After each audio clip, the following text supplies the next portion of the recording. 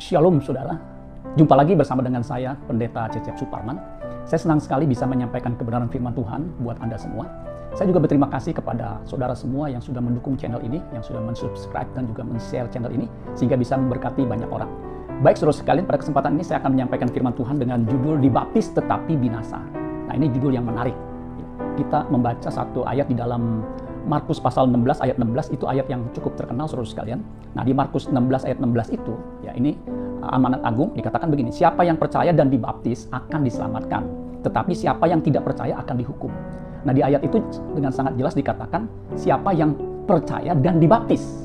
Ya, memang syarat dibaptis itu harus percaya. Ya, seperti sida-sida di Ethiopia, sida-sida dari Ethiopia itu ketika bertemu dengan Filipus, ya, setelah menerima firman Tuhan yang disampaikan oleh Filipus. Nah, sida-sida itu melihat air, kemudian berkata, di situ ada air, apa salahnya jika aku dibaptis? Nah, Filipus menjawab, boleh, asal kamu percaya. Nah, dia sida-sida berkata, saya percaya.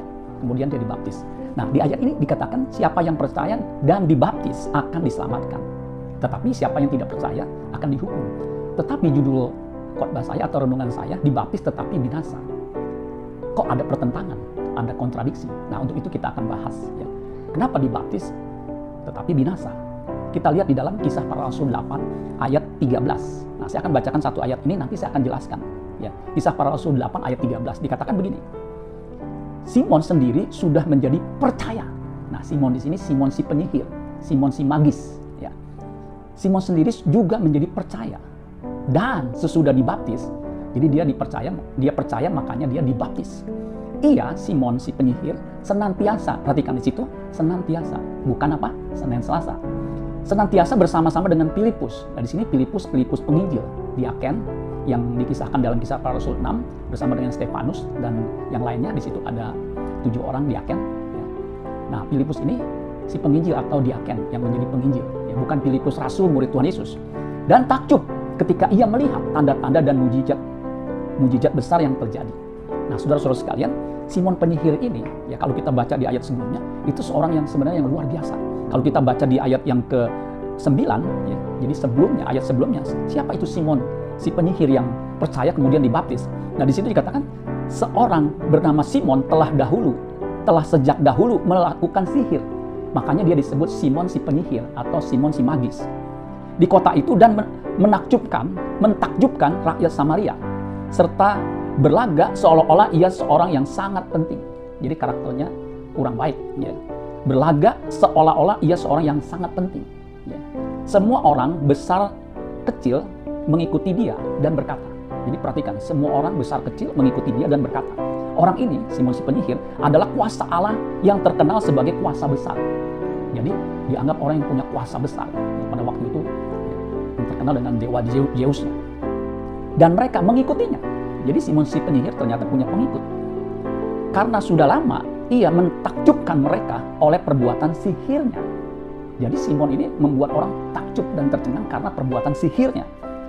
Dikatakan ayat 12, tetapi sekarang mereka percaya kepada Filipus. Mereka yang mengikuti Simon si penyihir, yang takjub dengan Simon penyihir, Alkitab mengatakan, tetapi sekarang mereka percaya kepada Filipus yang memberitakan Injil tentang kerajaan Allah dan tentang nama Yesus. Dan mereka memberi diri mereka dibaptis, baik laki-laki maupun perempuan.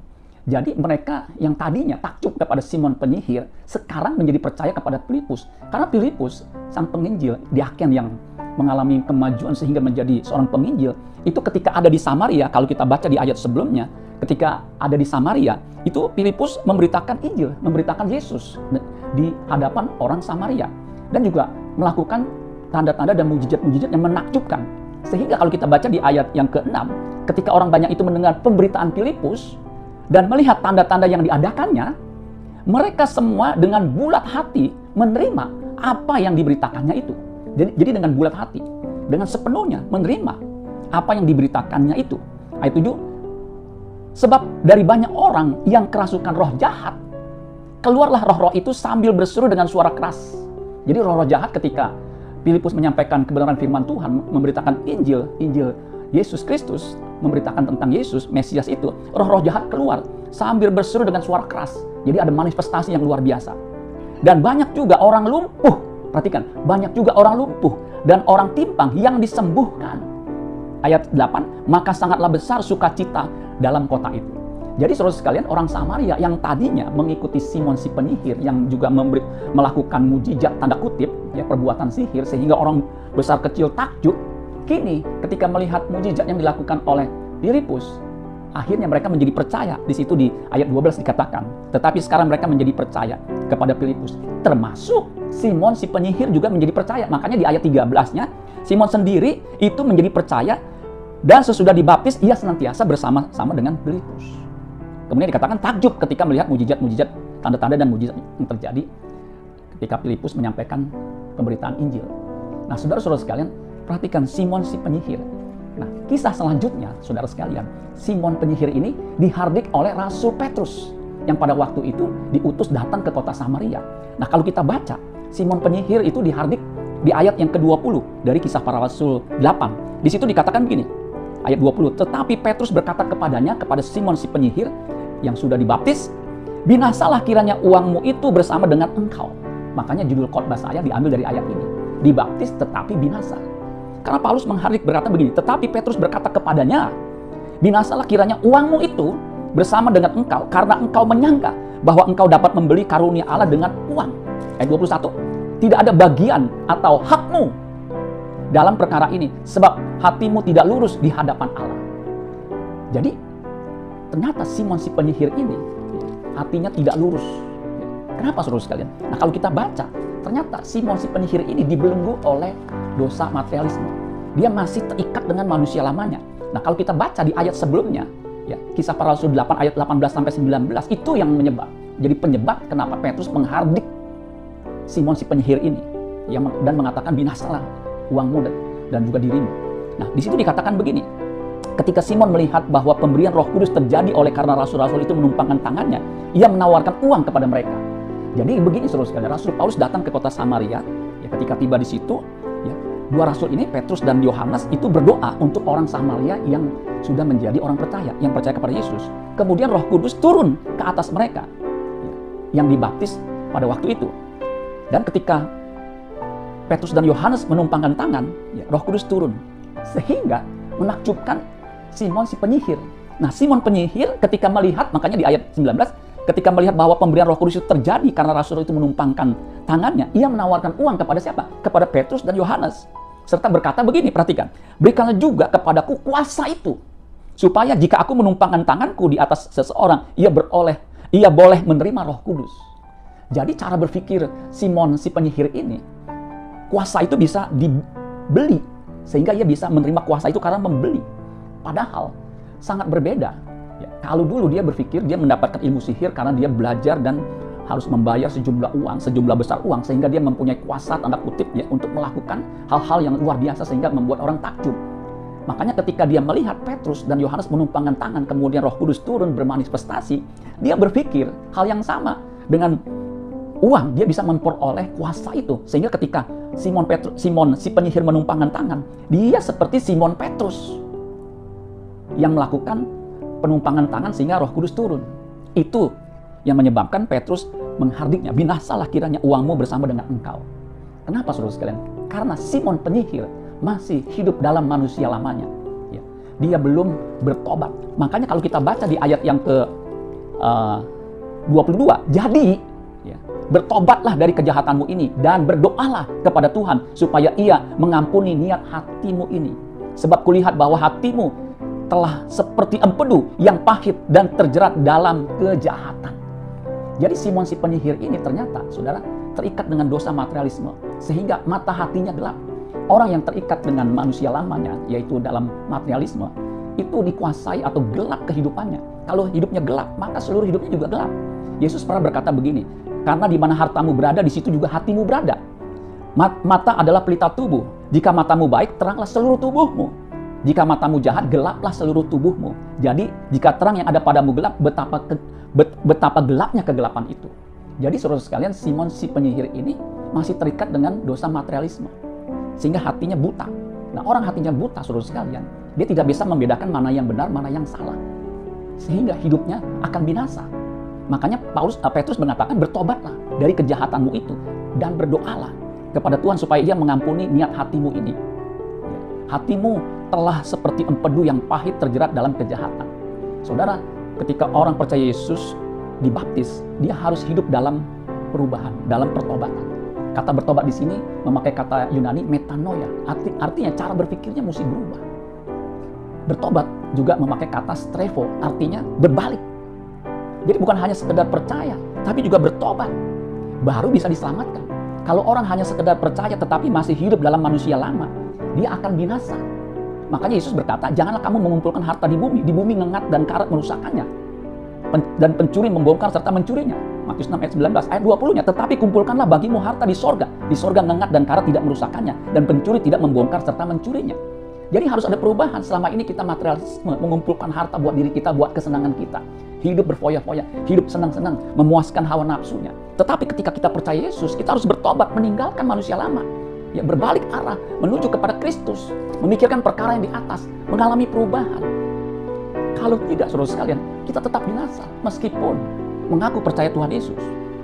Makanya di ayat 24 dikatakan begini, jawab Simon, hendaklah kamu berdoa untuk aku kepada Tuhan supaya kepadaku jangan kiranya terjadi segala apa yang telah kamu katakan itu. Jadi saudara sekalian, sebenarnya bukannya minta orang berdoa buat kita, tetapi kitanya sendiri yang harus berbuat, ya, memutuskan untuk meninggalkan manusia lama kita, ya, dengan segala hawa nafsunya.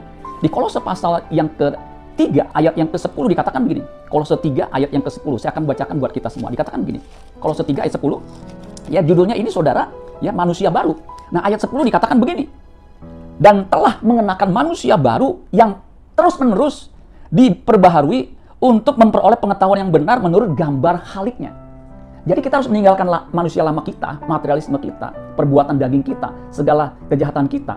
Ya, sebelum kita bertobat itu, sebelum kita menerima Yesus sebagai Tuhan Yesus, sebagai juru selamat, kita harus tinggalkan. Kemudian apa? Mengenakan manusia baru, kemudian dikatakan yang terus-menerus diperbaharui. Jadi harus ada tindakan melangkah untuk memperbaharui manusia baru kita ini. Makanya ketika kita percaya Yesus, kita harus mengalami pembaharuan pikiran. Jadi bertobat itu, ya, change of mind, berubah pikiran. Nah, untuk bisa berubah pikiran, kita harus memperbaharui akal budi kita, metamorfose, mengalami perubahan, ya, cara berpikir, ya, memperbaharui, mengalami transformasi. Nah, untuk bisa mengalami pembaharuan, kita harus punya komitmen untuk berubah. Kalau kita tidak berubah, masih dalam hidup manusia lama kita, siapapun dia, termasuk rohaniawan atau pendeta sekalipun, kalau dia masih hidup dalam manusia lama, belum bertobat, meninggalkan manusia lamanya, kemudian masuk dalam pembaharuan terus-menerus, meskipun dia di dalam kekristenan, dia tetap binasa. Sebab apa? Hatinya tidak berubah, sudah pahit seperti empedu, sudah membatu. Orang kalau hatinya membatu, itu kalau tidak dihancurkan, kemudian dibentuk, dia akan tetap binasa. Makanya kekristenan itu bukan sekedar agama melakukan seremonial ritual, tetapi pembaharuan budi, mengalami perubahan batinia yang diubahkan sehingga bisa membedakan mana kehendak Allah, apa yang baik, yang berkenan, dan yang sempurna, dan terus-menerus diperbaharui sehingga boleh menjadi segambar dengan haliknya, menjadi serupa dengan Kristus. Makanya ketika orang percaya Yesus, fokusnya Kristus, bagaimana bisa menjadi seperti Kristus. Itulah sebabnya Paulus berkata, hendaklah kamu dalam hidupmu bersama menaruh pikiran dan perasaan yang terdapat juga di dalam Kristus Yesus. Jadi kita harus memiliki pikiran perasaan Kristus. Itu yang kita harus kerjakan. Di Filipi pasal 2 ayat 12 dikatakan, kerjakanlah keselamatanmu dengan takut dan gentar. Ini yang kita harus kerjakan. Kita terus memperbaharui manusia batinia kita ini sehingga kita memiliki karakter seperti Kristus. Mengalami perubahan dari kodrat manusia yang berdosa menjadi manusia yang berkodrat ilahi. Yang kita sebut dengan mengalami proses teosis, pengilahian. Karena tujuan kita menjadi Kristen, tujuan kita percaya Yesus, mengikuti Yesus, itu perubahan kodrat. Supaya ketika kita mati, kita dijumpai menjadi orang yang berkenan kepada Allah Bapa di surga. Orang yang berkenan kepada Bapa di surga adalah orang yang memiliki pikiran, perasaan, atau karakter, sikap, attitude seperti Kristus. Sehingga Bapa berkata, inilah anakku yang kukasihi, kepadanya lah aku berkenan. Makanya ketika orang percaya Yesus, dia harus menyunat hatinya. Jangan sampai hatinya itu tetap jahat, bahkan pahit seperti empedu, sehingga tidak bisa diubah lagi. Ada orang yang selama hidupnya jahat, sehingga ketika dia menjadi Kristen pun, dia tidak bisa berubah. Nah, orang yang seperti ini di kekristenan dia akan jahat. Makanya tidak heran saudara sekalian, ya, baru-baru ini di Indonesia terjadi kegemparan. Ada orang mengaku seorang rohaniawan, tetapi kata-katanya kasar dan tidak pantas diucapkan oleh seorang yang mengaku Yesus sebagai Tuhan, mengaku Kristen, pengikut Kristus. Karena ketika kita percaya Yesus, hidup kita harus seperti Kristus. Itu arahnya seperti itu. Yesus ketika dicaci maki tidak membalas dengan caci maki.